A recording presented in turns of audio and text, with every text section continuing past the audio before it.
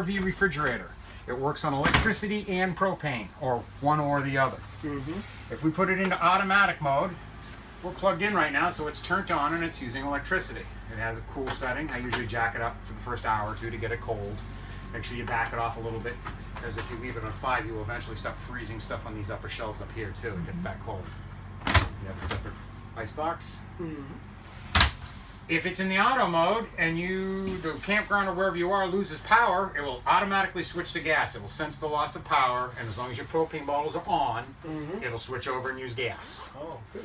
When the power comes back, it'll switch back to power again. So you never, in theory, will ever lose your groceries. That's the idea behind it. There's always a way to use it. If you're using a generator and this is plugged into a generator, it's going to use the generator power. If you want to force it for some reason so it doesn't use electricity, you can force it to only run on gas if you want to. And that would just use propane instead. It still needs 12 volts to think or use its computer brain. So even on propane, it still needs 12 volts to function.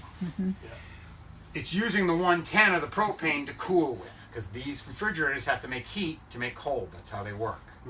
It's a gravity-fed refrigerator. There are no moving parts in this. There are no pumps or compressors in this, like the one you can hear running when your fridge at home runs.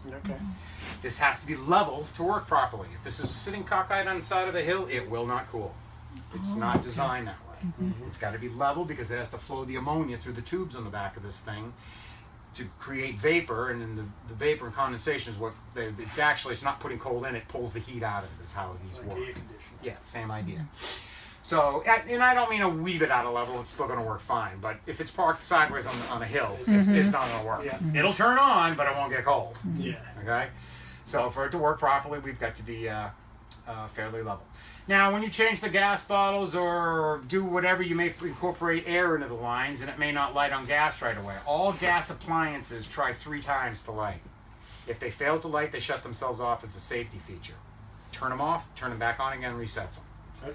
Generally, it's because you've changed bottles and you've incorporated air into the line, and you just got to bleed that air out. Easy way to bleed it out is right on the stove, because it's the easiest to turn on and light. Once you've got blue flames there, you're pretty much flowing it through the whole system. If this tries 3 times to light on gas and fails, that's going to start flashing, saying, hey, we never lit, something's wrong. Generally, you forgot to turn the gas on. That's what most people forget to do. If it starts flashing, shut it off, figure out what's going on, turn your bottles on, and turn it back on again. It'll give it 3 more tries. It may take 2 or 3 sets if we have air in the lines. Normally, though, like I said, this has already been tested, so as you can see, it just fires up and stays on. Because I've already got gas in the lines. How do you stop air getting in the lines? There's no way to stop that. Every time you take the bottle off to fill it, you're putting air in the lines. It's normal for propane systems. That's just the way it is. But 99% of the time, you're going to be just putting it on auto and let it do the thinking. Because you're probably going to be plugged in or on a generator, one or the other. And just let it do its thinking, and then if you need the propane, it's there if you need it. If you want to drive down the road, a 10, 12-hour trip down to South Carolina, and you're running this in the hot August all day down the road, got to keep the food closed, run it on gas going down the road, perfectly fine. Oh, nice. You've got a 12-volt battery for it to think with. Leave your propane on. The truck's charging that battery because it's plugged into it. That's good to This know. thing will run all day long going down the road. Perfectly fine. Good.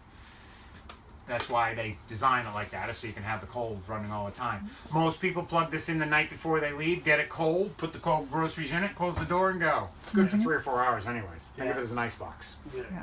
But if you had to run it for 10 or 12 hours on a hot July or August day, you've got to run it. Right. So but it can be run going down the road with the propane. That's perfectly fine. More storage up there, your AC unit up there, your